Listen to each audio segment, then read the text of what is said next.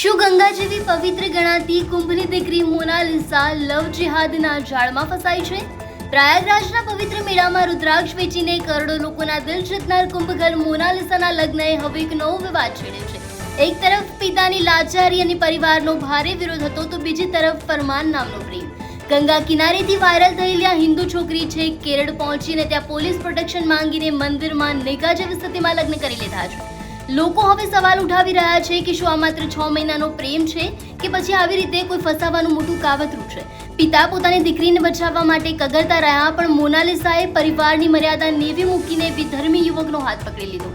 હિન્દુ સંસ્કૃતિના સૌથી મોટા મેળાનું પ્રતીક બનેલી આ દીકરી જ્યારે આ રીતે અન્ય ધર્મમાં લગ્ન કરે છે ત્યારે સમાજમાં અનેક તર્ક વિતર્ક સર્જાય તે સ્વાભાવિક છે.